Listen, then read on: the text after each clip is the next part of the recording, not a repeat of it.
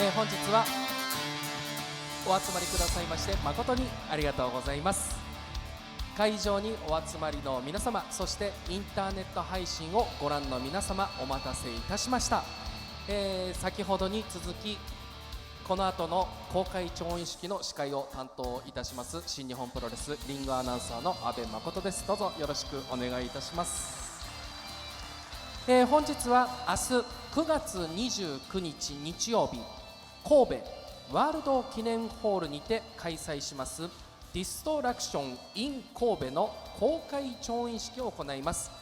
選手が意気込みや思いを公式に語る最後の機会となりますので、プレスの皆様はぜひ幅広くお取り扱いのほどよろしくお願いいたします。また先ほどに続きですね、動画撮影は禁止となっておりますので、皆様のご理解のほどよろしくお願いいたします。写真撮影は、どんどん撮ってもらって構いません。本日撮ってもらった写真は皆さんからも SNS で全国のプロレスファンの皆様にお届けしていただければと思います。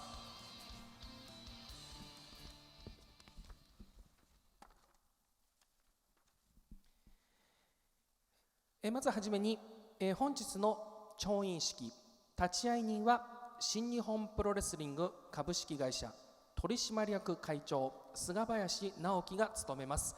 菅林会長、よろしくお願いいたします。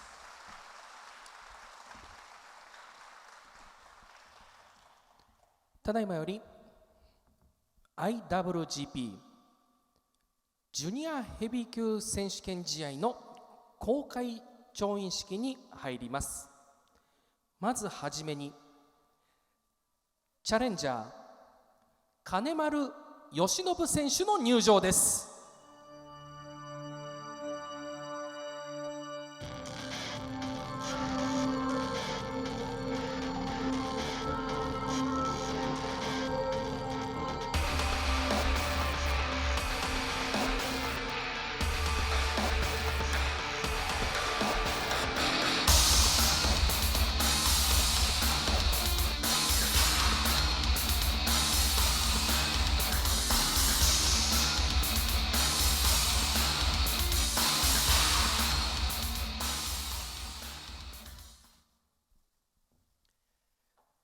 続きまして2度目の防衛戦となります第97代 IWGP ジュニアヘビー級チャンピオン同期選手の入場です。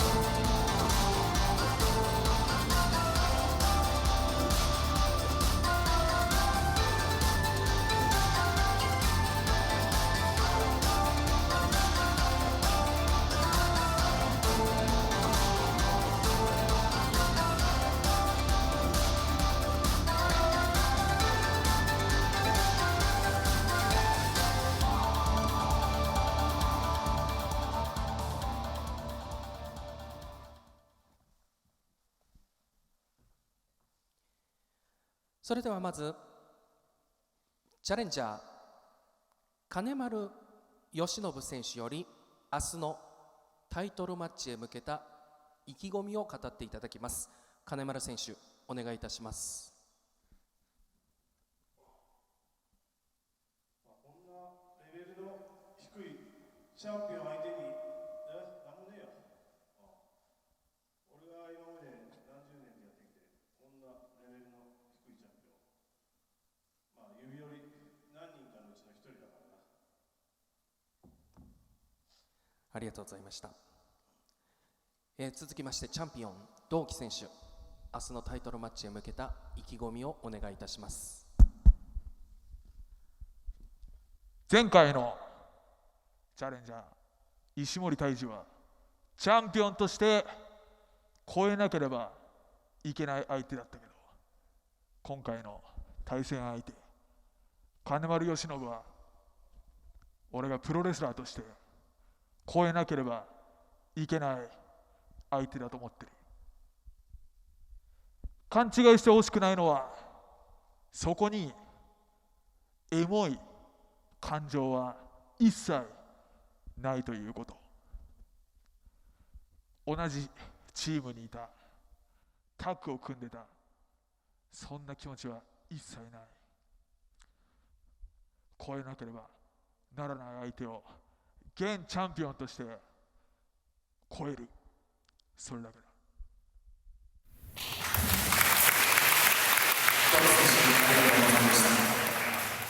ここで先日 X にて募集をしておりました皆様からの質問を読み上げさせていただきます。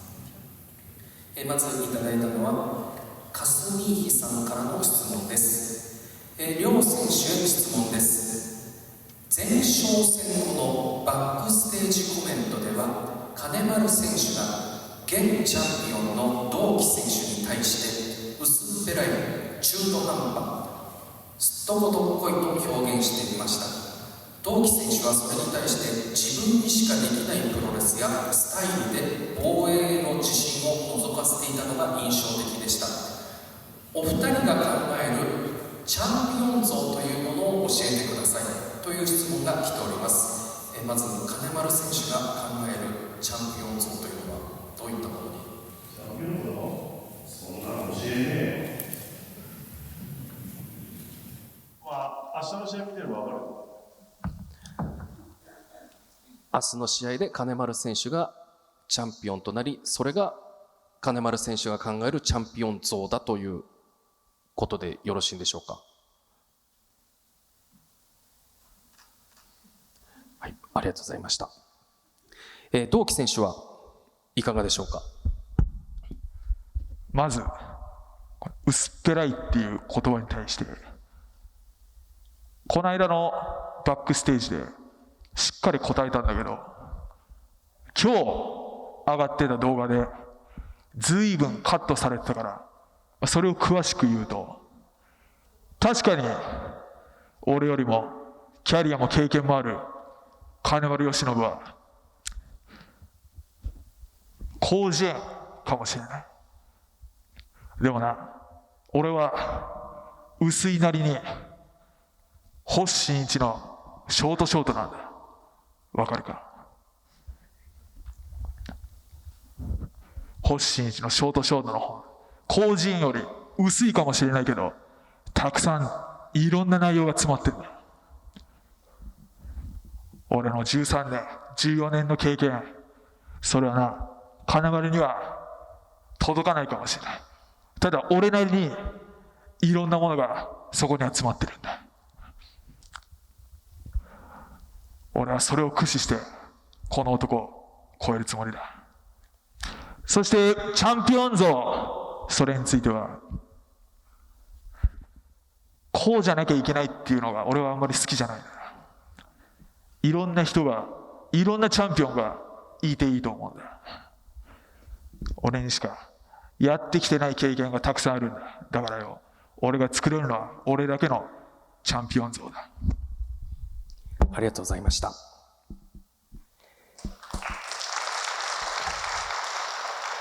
続いてデンジャースターさんより、金丸義信選手へ質問です。今回 IWGP ジュニアヘビー級王座を取るとジュニアグランドスラムになりますが、何か意識していることはございますでしょうか？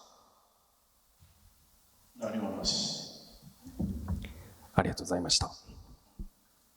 続いてバルサミコさんより、同期選手に質問です。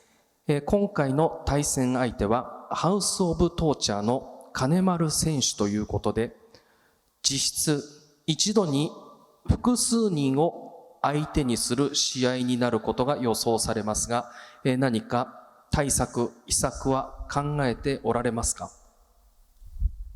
ここまでハウスオブトーチャーが散々やってきて何も用意せずに試合するやつなんかいないんじゃないか。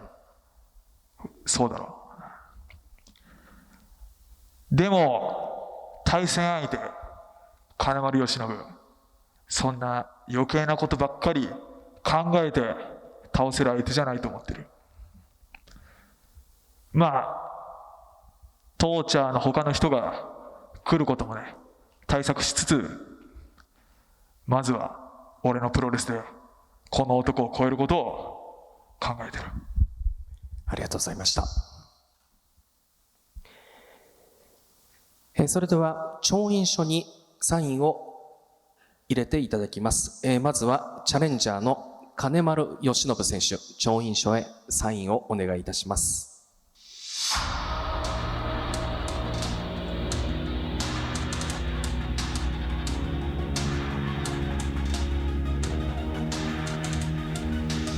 続きましてチャンピオン同期選手、調印書へサインをお願いいたします。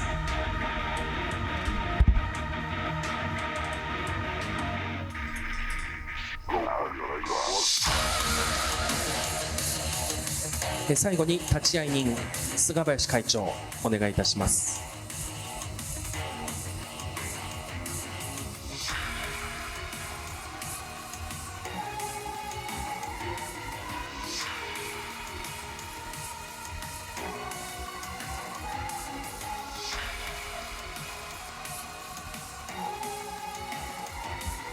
ただいま調印書の方へ立ち会い人、チャンピオン、チャレンジャー3名のサインが揃いました。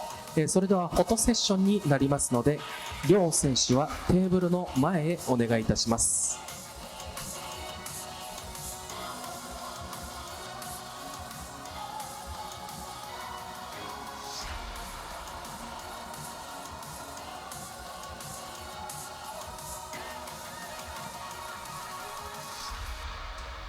金丸選手はいなくなってしまいましたので、せっかくですので同期選手のみのフォトセッションお願いしてもよろしいでしょうか。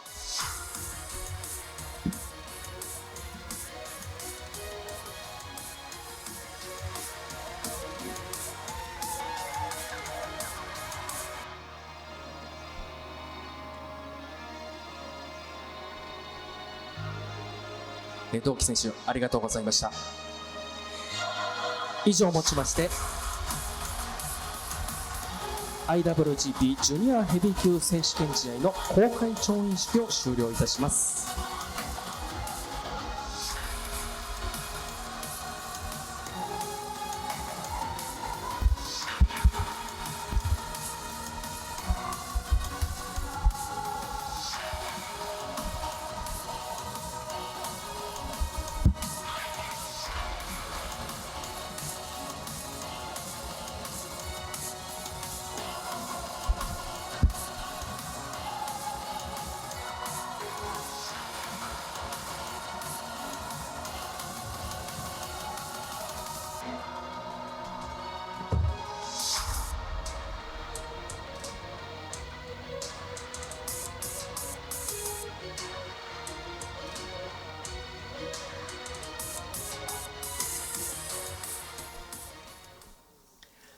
続きまして IWGP グローバルヘビー級選手権試合の調印式に入ります。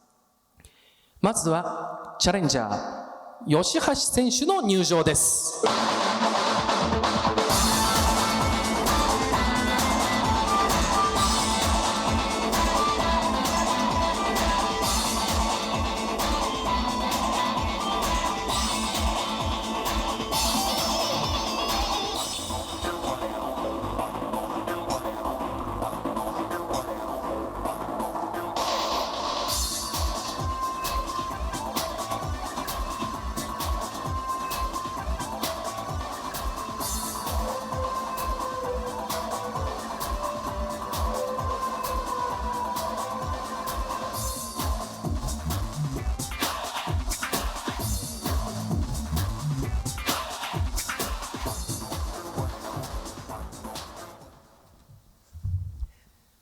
続きまして2度目の防衛戦となります第3代 IWGP グローバルヘビー級チャンピオンデビッド・フィンレイ選手の入場です。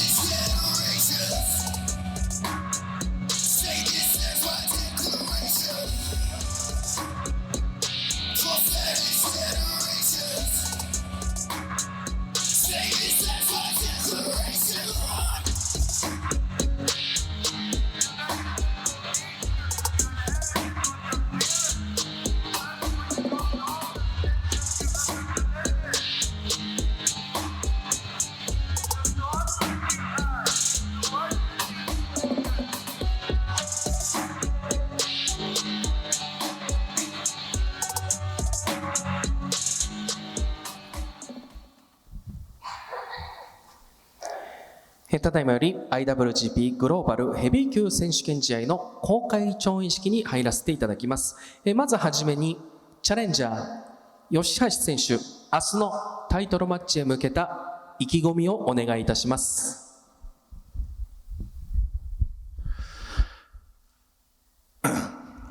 そうですね、いよいよ明日タイトルマッチ決まったんですけど、ここに来ている人も多分も知ってると思うんですけど、神戸では、はっきり言って、死体というか、ね、自分で転倒して怪我してすげえ本当間抜けな姿見せちゃってね、その日会場来た人明日どれぐらい来てくれるのか分かんないけど、でも怪我あって、でなんか俺自身すげえなんか得るものってすごいあって、この前その時怪我したから明日試合後時怪我しても立ち上がったから今日こんな素晴らしい日になったって思えるような明日はタイトルマッチにしたいなと思います。そして必ずベルトを俺が奪還します。吉田選手、ありがとうございました。続いてチャンピオンデビッド・フィンレイ選手、お願いいたします。Well, first things first, I'd like to point out how much better dressed I am than Yoshi, and probably anybody else you're going to see tonight. 見てわかるように、俺の方が吉橋よりもとてもいい格好を今日はしている。I look like a champion. Yoshi looks like a blue-haired salaryman. この格好こそがチャンピオンの格好で、吉橋は見てもらえばわかるが、青い髪の毛をしている。Now, Kobe, very special town for Yoshihashi, right? 神戸は吉橋にとってとても特別な場所だと俺は知っている。You've all seen the great Kobe fall. Yoshihashi ran down to the ring to save his friend, tripped, busted his head, and nearly died. 彼の友達を助けようとリングに走っていたところで、リングに入る前にこけて大怪我を負ってしまった場所だ。If you haven't seen it, please watch it. It's my favorite video. もしこのことを知らないのであれば、俺が作ったビデオをぜひ見てくれ。Now, you understand the universe hates you so damn much that it sent a wrestling ring to try and take you out.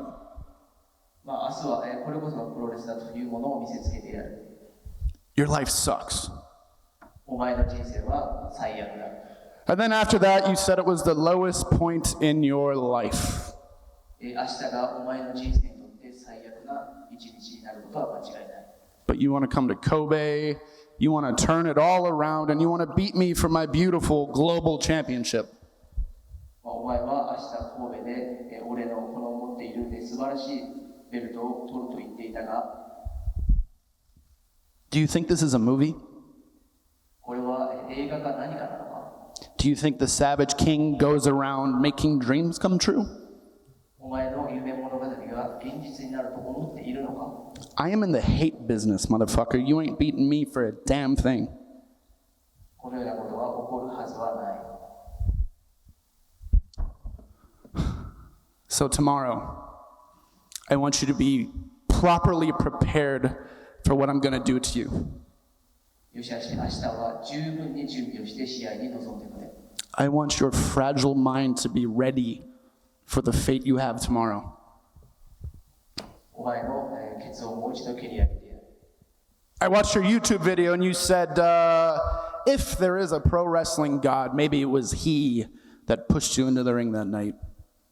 お前のビデオを、プロレスのビデオを見たけれども、 But let's be real here. There is no if. I am that god, and I'm not just going to destroy you in the ring, Yoshi. I'm going to destroy you with it. 俺こそが明日リング上でお前をぶっ壊してやる。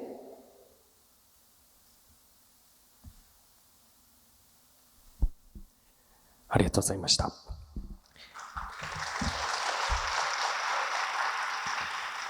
ここで先ほどに続き、先日 X にて募集をした、質問を読み上げさせていただきます。まずはじゃがいものすけさんからいただいた両選手への質問です。このベルトを防衛もしくは奪取した後はどのようなことを考えていますか。また神戸での戦いのイメージはどのように感じていますかという質問をいただきました。まず吉橋選手いかがでしょうか。そうですね。まずグローバルのベルトそうなんですけど、もともとそのネバーのベルトができた時ってそのネバーのベルトって何みたいな感じで、今グローバルのベルト何みたいなこと言ってる人ってすごいいると思うんですけど、そのグローバルのベルトがどういうベルトなのかっていうのを見せつけたいと俺は思ってます。奪還したら。そしてそうですね、神戸って場所は、さっきも言ったんですけど、俺にとってすげえ最悪な場所っていうのは確かにあるけど、でも最後は笑えるような場所にしたいです。ありがとうございました。続いてフィンレイ選手いかがでしょうか。 I am currently on a revenge tour. So my plan for this championship, after I whoop Yoshi-Hashi's ass, let's see, there's Tsuji, there is Yuya, and there is Goto. You understand, these people hold wins over me, so they are all marked men in my books. So my plan is, take them all out and keep this forever. まず明日、吉橋を倒すのは確実であるとして、次のチャレンジャーとして選ぶのであれば、辻、上村優也、そして後藤、俺が倒された相手と戦いたい。ありがとうございました。続いてはバルサミコさんからの質問です。吉橋選手に届いております。吉橋選手にとって神戸ワールド記念ホールは文字通りの痛い記憶の残る場所だと思います。今までいつかその記憶を塗り替えてやろう、神戸で大きなことを成し遂げてやろうという計画は終わりだったのでしょうか。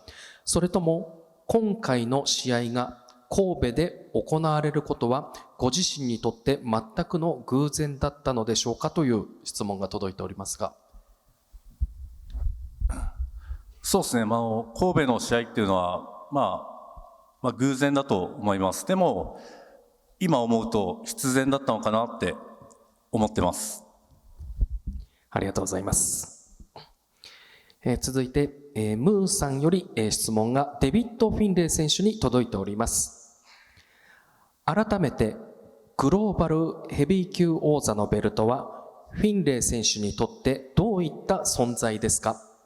また新日本には IWGP 世界ヘビー級のベルトもありますが、他のベルトも保持したいといった考えはお持ちでしょうかという質問が届いております。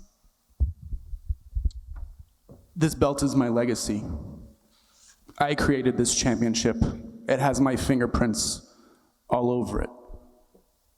So this is staying with me until the end of time. You understand that, right? My goal is to make this the most sought-after prize in all of wrestling. Yes, I've never held the World Heavyweight Championship, but here's the thing, it is an inferior championship to mine simply because this is around my waist. 俺自身は世界ヘビー級 IWGP 世界ヘビー級のベルトを取ったことはないけれども、このグローバルヘビー級のベルト、これが俺とあるということは、このベルトが一番のベルトであるということだ。ありがとうございました。それでは調印書にサインを入れていただきます。まずはチャレンジャーの吉橋選手、調印書へサインをお願いいたします。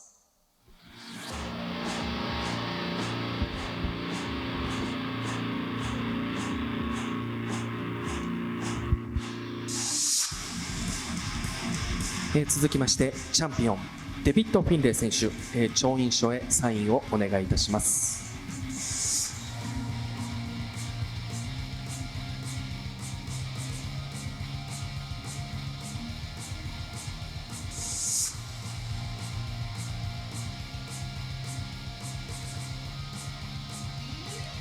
立会人の菅林会長、お願いいたします。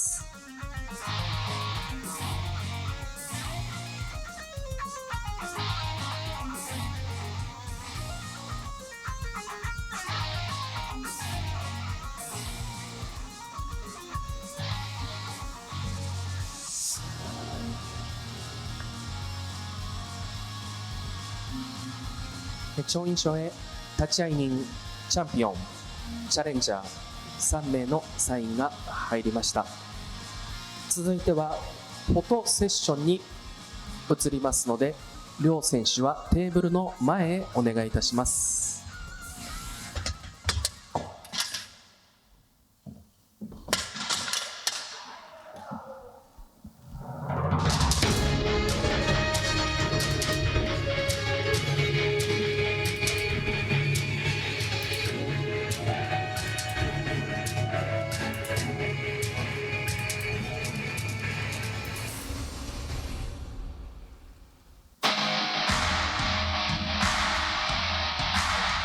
以上をもちまして IWGP グローバルヘビー級選手権試合の公開調印式の終了となります。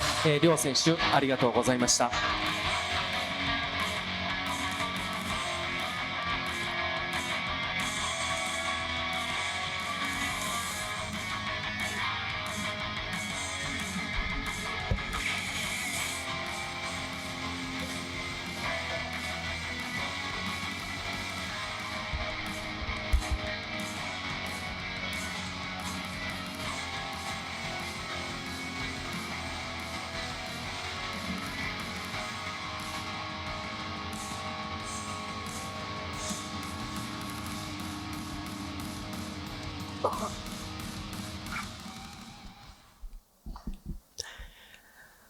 続きまして、明日のメインイベントで行われます IWGP 世界ヘビー級選手権試合の公開調印式に入ります。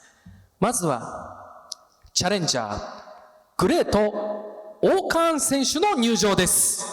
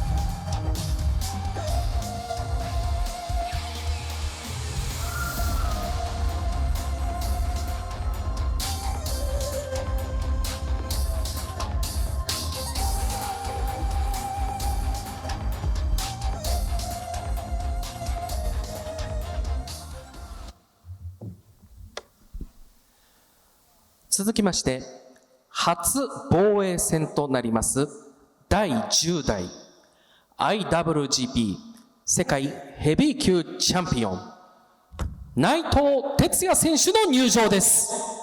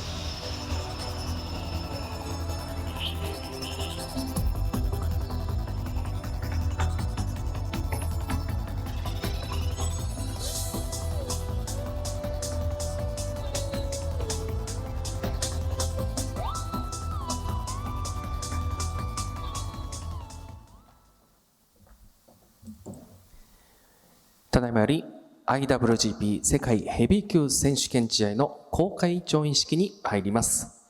まずはじめにチャレンジャーグレート・オーカーン選手、明日のタイトルマッチへ向けた意気込みをお願いいたします。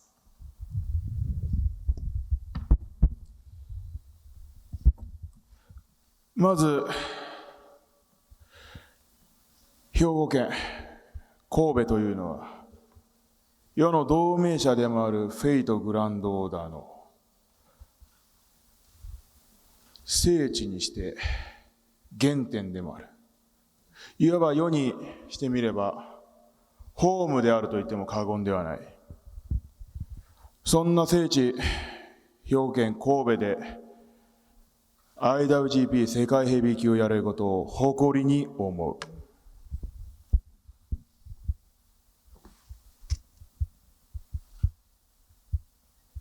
そうさな、思えば3年前だったか、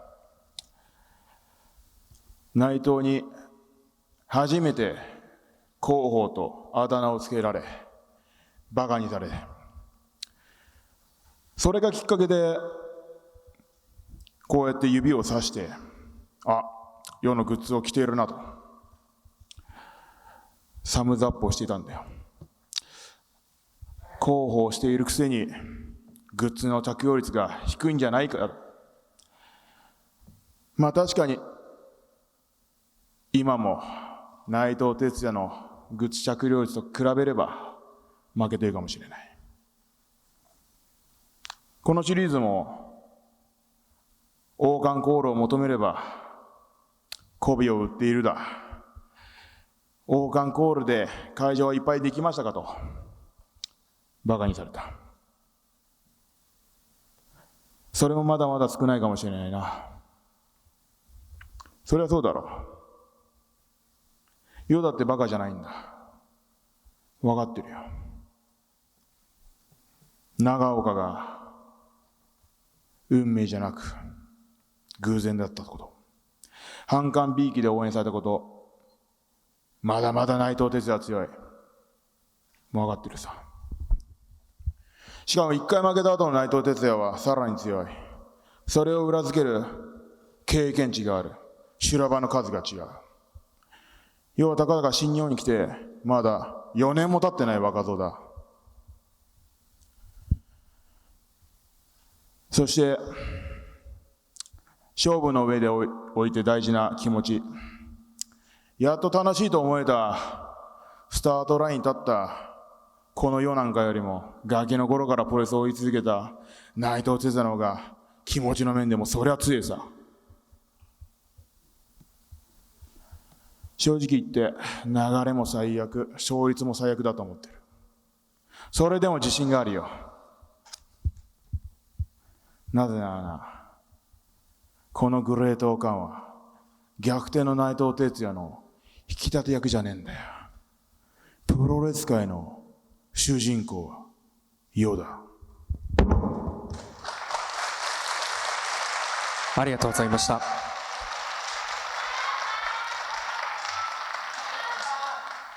続いてチャンピオン内藤哲也選手、明日のタイトルマッチへ向けた意気込みをお願いいたします。ブエナスノーチェス。ブエナスノーチェス。ブエナスノーチェス。ブエナスノーチェス。聞こえないな。ブエナスノーチェス。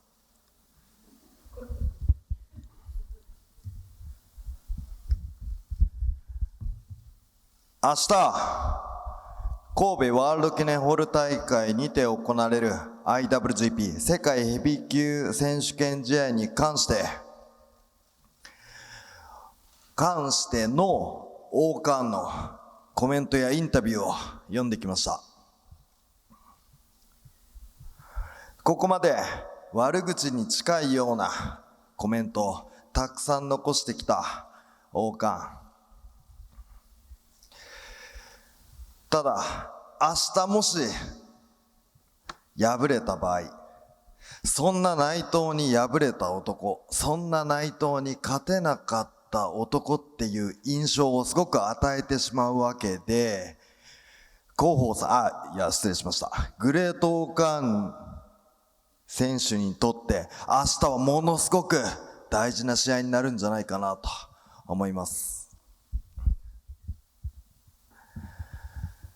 広報さんには、失礼しました。グレートオーカン選手には非常に申し訳ないですが、明日は順当に防衛し、そして10月14日、今年の G1 クライマックス優勝者であるザック・セイバージュニアの目の前にチャンピオンとして立ちたいと思います。グラシアス。ありがとうございました。王冠選手、ただいまのチャンピオン内藤選手のコメントをお聞きになっていかが感じましたでしょうか。特に何も。ありがとうございました。続いては特にありませんってこと？そういえば特にありませんって聞き覚えがあるね。特にありません。よく聞いたっすね、一時。はい。続いては、先ほどまでと同じく先日 X にて募集をしておりました、お客様からの質問を読み上げたいと思います。まずはアスリートさんからいただいた質問です。両選手に質問です。北海道ツアーは新日本プロレスワールドの中継がなかったので、シリーズ後半戦のお二人の前哨戦の様子を感じることができませんでした。このシリーズを通じ、お互いにリング上で戦った印象やバックステージの言動など何か感じるものがあったら教えてください。という質問をいただいたんですが、まずはチャレンジャー王冠選手いかがでしょうか。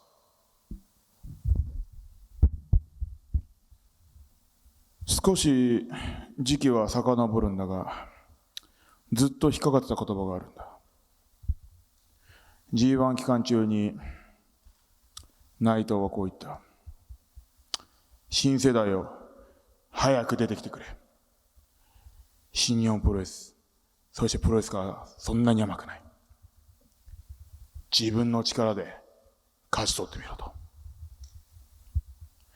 これの答え、真意だけはどうしてもわからなかった。その答えを今聞ければ、まあ幸いとは思っているよ。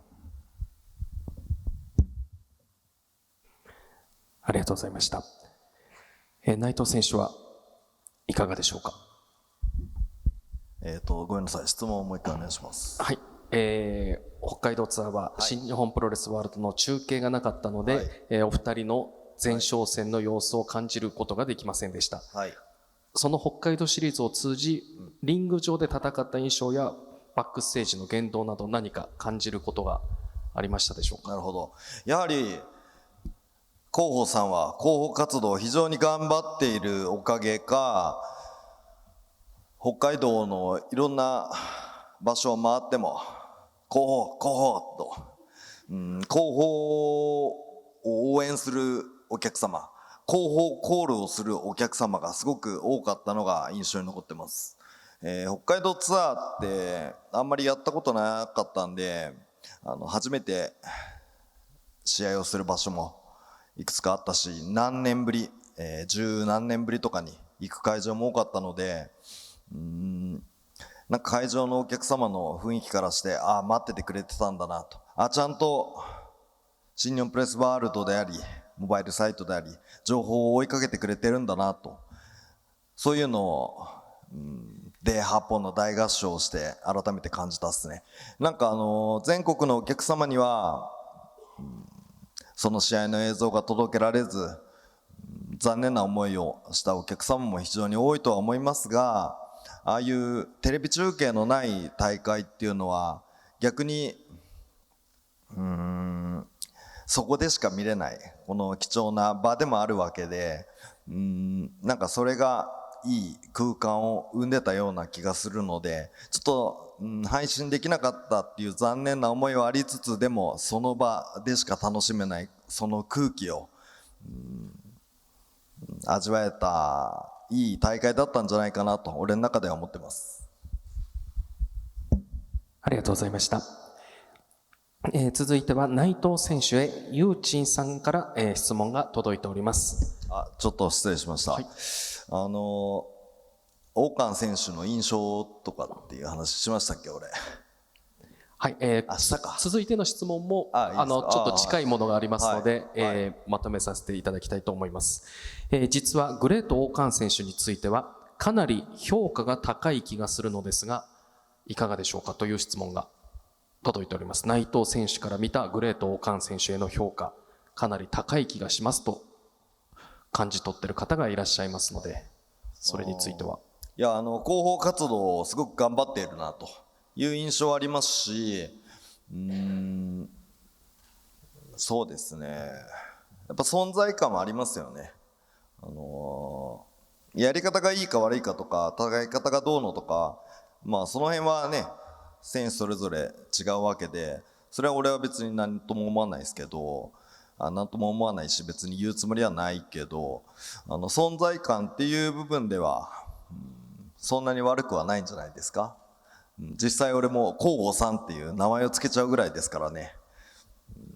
だから広報さんっていう名前でだいぶ知れ渡っちゃってるのかな。それ以上にグレートオカンっていう名前を、全国各地で売ってってほしいですね。そうすればそのグレートオカンに勝ったのは俺だぜと自慢できるんで、そう自慢できる日が楽しみですね。来ないと思いますけど。ありがとうございました。続いて匿名希望さんより、王冠選手に質問が届いております。王冠様が試合に勝てば新世代で初めて IWGP 世界ヘビー級チャンピオンになります。このベルトに対する思いをお聞かせくださいと質問が来ております。王冠選手お願いいたします。この IWGP 世界ヘビー王座は生まれる時に決して祝福されなかった。特に現チャンピオンの内藤哲也は最後まで抵抗した。同じユニットにはいまだにこのベルトを分解する案を出すやつもいる。全くもって物の価値のわからない奴らに囲まれてかわいそうなベルトだと思うよ。要がね、このベルトを取ったら戦いたいやつが2人いるんだよ。棚橋宏と永田裕二。名前は変わってしまったかもしれないけども、IWGP の歴史を作り、価値を高めたこの2人の最後の IWGP 戦の相手をしっかりと務め、アントニオ猪木を超える足がかりとしたいね。なぜならばだ、新日本プロレスは50年以上が経ち、IWGP も名前が変わり、そしてこの IWGP 世界ヘビー級のベルトの履歴にアントニオ猪木はいない。そう。こっからの新日本プロレスの50年を新しく作れるチャンスのあるベルトだ。それができるのは、広報という感情線理論を体現し、格闘技で世界選手権優勝まで上り詰めたストロングスタイルのできるこのグレートオカンにしかできないと思っているよ。ありがとうございました。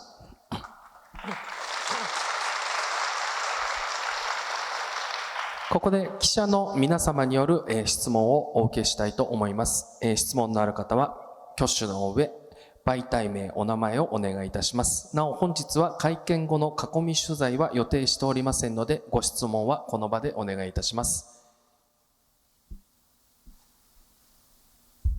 はい、東京スポーツ岡本エキスパート。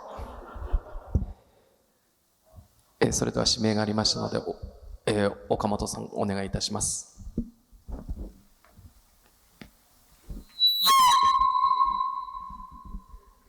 大変失礼いたしました。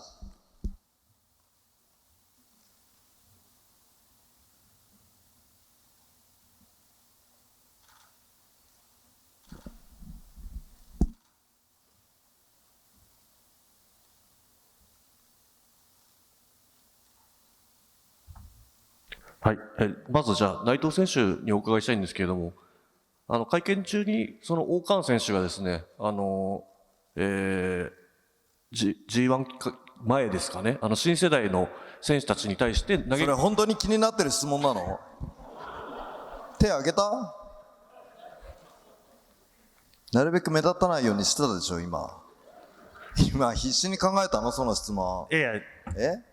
本当に疑問なの？はい。あ、そう。ぜひともじゃあどうぞお伺いしたいんですけど。どうぞ。王冠選手からその新世代に対する言葉の真意を問いたいと言って、その答えにちょっとまだ、内藤選手が言及していなかったので、そういった部分で、王冠選手からの質問を、どう受け止めましたか？どの言葉に対してですか？新世代に対して、自分の力で勝ち取ってみろよという、全般的にですね、その壁になるような発言といいますか、はい、もしくは新世代の台頭を待ち望むような発言にも聞こえるんですけれども、はい、それの真意を王冠選手が聞いていたので、内藤選手の方から改めてというふうに。なるほど。別に深い意味はないですけど、某オーナーが、世代交代だ、なんか新しい世代がとか、なんかそういう言葉をよく口にしていたので、オーナーが言ってるから頑張ろうっていうんじゃちょっと違うだろうと、そんなんじゃ何も変わらないよっていう思いを込めて口にしただけなんで、そんなに深い意味はないです。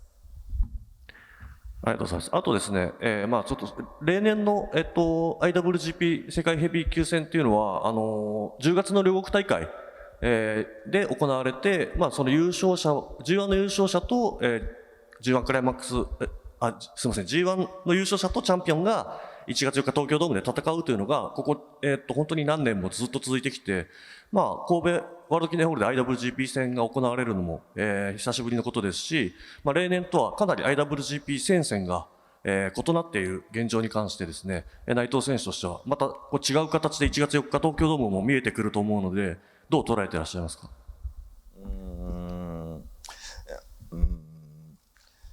G1 クライマックスに優勝した経験があるものとしたら、やはり G1 クライマックス優勝の勢いを、持ってすぐに挑戦したいっていうのが本音だと思います。確かに東京ドームのメインイベントに立てるっていうのも美味しいですけど、やはり G1 クライマックス優勝で得た勢いを一番活かせるのはやっぱその直後だろうと。G1 後約5ヶ月もう待たなきゃいけないっていうのはどうしても G1 クライマックスの優勝の勢いを活かせないので、だからそういう意味で言うと、今回のザック・セイバージュニアの挑戦のタイミングっていうのはもしかしたらベストなのかもしれないですね。で、ただでさえ俺はザック・セイバージュニアっていう選手がすごく苦手ですし嫌いですし、だから明日の神戸大会をクリアした時、次の挑戦者はザック・セイバージュニアですけど、今まで以上にやりにくい状況でのタイトルマッチになってしまうんじゃないかなと。そこはちょっと不安な部分もありつつ、でもそれがものすごく楽しみな自分もいたり、とりあえず明日難なく防衛して、そして気持ちを10月14日ザック・セイバージュニア戦に切り替えたいなと思います。あとグレート・オーカー選手にお伺いしたいんですけれども、先ほど内藤選手から、その新世代に対する発言の真意というものがありましたけれども、その言葉を受けて今どのようなことを考えられてますか？深く考えてないとは言ったが、心の奥、深層心理、意識してないところでは、やはり期待というかね、新世代の台頭、次の世代、自分を打ち負かしてくれるやつ、そういうのを望んでいるのかなと。その時にも内藤本人が言っていたけども、そういうふうにオーナーに応援される、期待されるだけじゃなくて、自分の力で勝ち取ってみろと。それはそうだ。その通りだ。だから、明日は、この新日本プロレスに来て4年も経ってない若造が、チャンピオンの胸を借りて、もう一度勝って、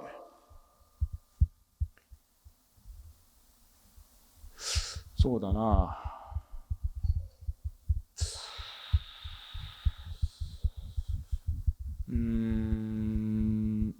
散々バカにした内藤哲也の証拠を残した男として真の IWGP 世界ヘビー級チャンピオンとして明日は先輩の胸を借りて勝ってあげようかなと、そういう気持ちかな。他に、記者の方で質問のある方いらっしゃいますでしょうか。岡本エキスパート。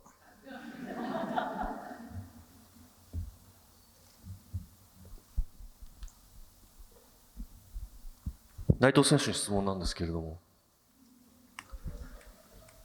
過去の戦績だけで言いますと、王冠選手負け越しているというデータもあります。ですけれども、あくまで内藤選手に関してですね、この試合に対する危機感のようなものというのが、すでにザック・セイバー戦を見据えているような、発言というのが見られるんですけれども、そういったその王冠選手に対して警戒している部分というのはどの程度おありでしょう？対戦成績は今何勝何敗でしょうか？3、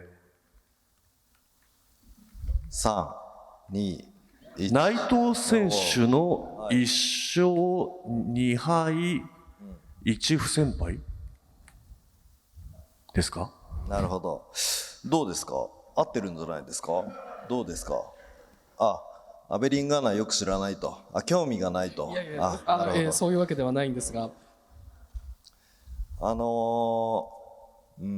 確かに負けてる印象はすごく残ってて、ただ偶然で何回も勝てるほど甘いもんじゃないですからね。だから偶然ではないと思いますよ。ちゃんと実力のある選手なんじゃないですか。だからこそそんな選手の IWGP 世界ヘビー級王座初挑戦ですか、今回はの舞台の相手が俺であることをすごく嬉しく思いますし、こうやって一緒に会見ができることも嬉しくもありますし、でもきっと俺以上に喜んでるのはグレート・オーカンなんでしょうね。どうですかね、オーカン選手嬉しいんじゃないですか。答えてくれんの？ありがとうございます。特別にな。嬉しいか嬉しくないか、それは嬉しいさ。なんで、相手が俺だから？その通りだよ。理由も言った方がいいか？お願いします。少なくともだ、最初に言った通り悪態をついた。こいつのことを認めてない部分もたくさんあるさ。でも認めてる部分もある。世もね、内藤哲也に勝った印象が強い。でもそれと同じぐらい内藤哲也と IWGP っていうのはすごく印象づいてる。別に初めてとか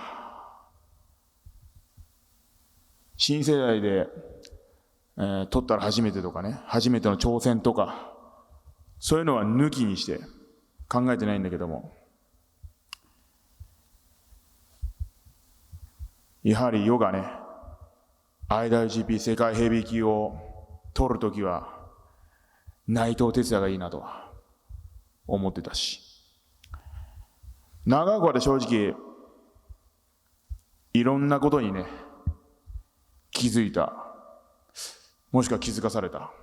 それは多分やっぱり内藤哲也が相手だったからなのかもしれないと言っても過言ではない。だから何が言いたいかというと、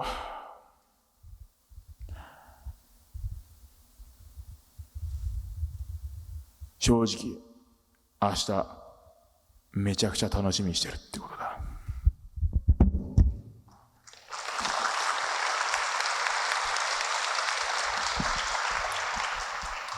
すみません、グレート・オーカン選手にもう一問よろしいでしょうか。今年その新日本プロレスはですね、長らく団体の中心選手だった岡田和親選手だったり、ユナイテッドエンパイアの中心人物だったウィリー・オスプレイ選手が団体を去ったという、非常に時代の転換点だと思うんですけれども、その年にですね、オーカン選手がIWGP 世界に挑戦して、そしてベルトを取るということに関してですね、どのような意義というのを見出していらっしゃいますでしょうか。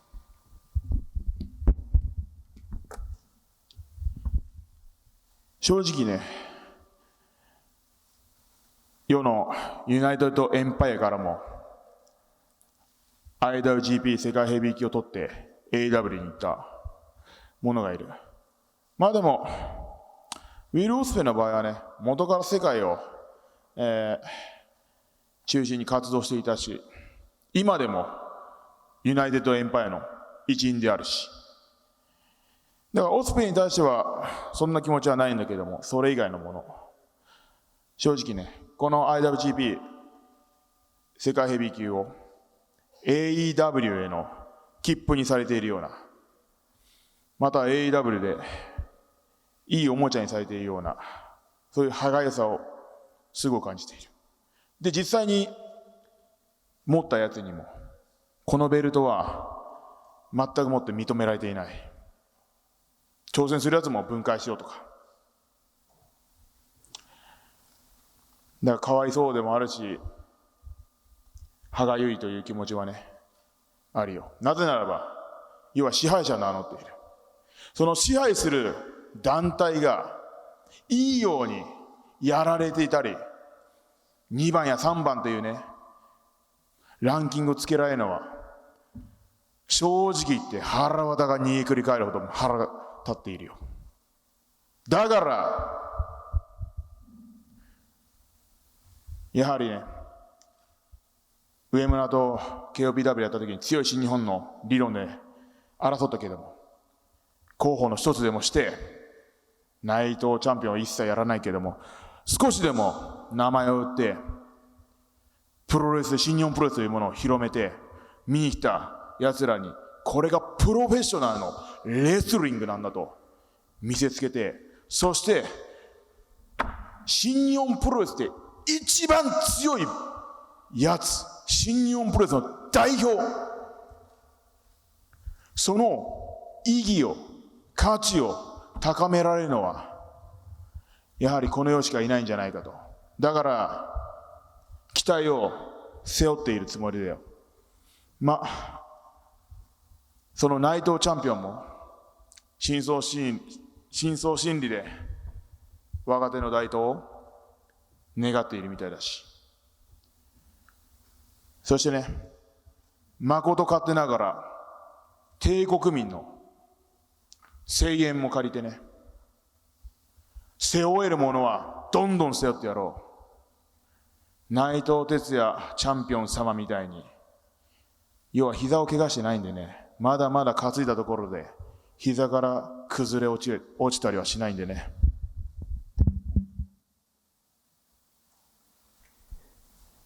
ありがとうございました。続いては調印書の方へ、サインを入れていただきます。まずはじめにチャレンジャーのグレート・オーカーン選手、調印書へサインをお願いいたします。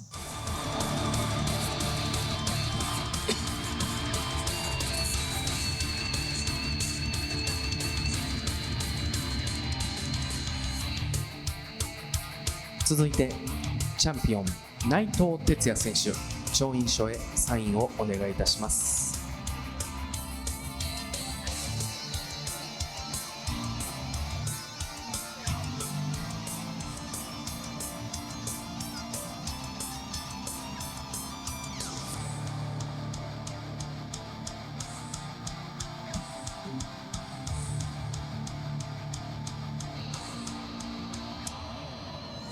最後に立会人菅林会長、お願いいたします。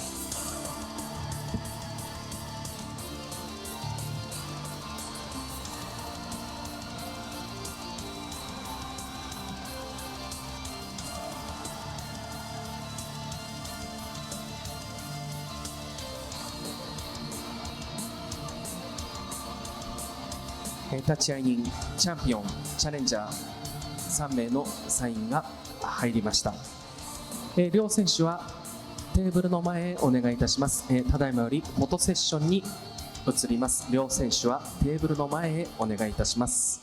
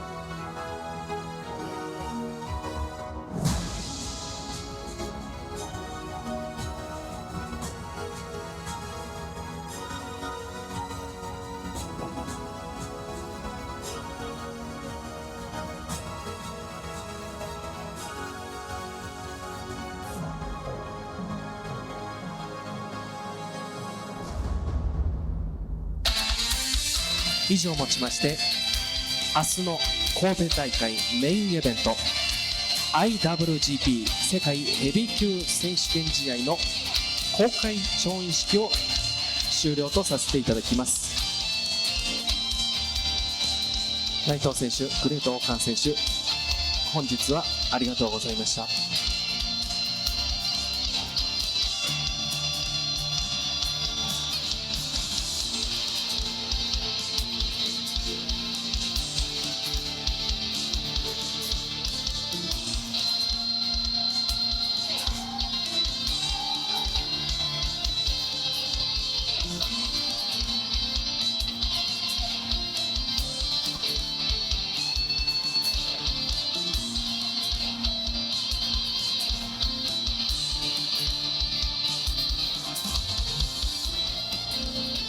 以上をもちましてディストラクション in 神戸の公開調印式を終了といたします。ご来場の皆様並びにインターネット配信をご視聴の皆様、最後までありがとうございました。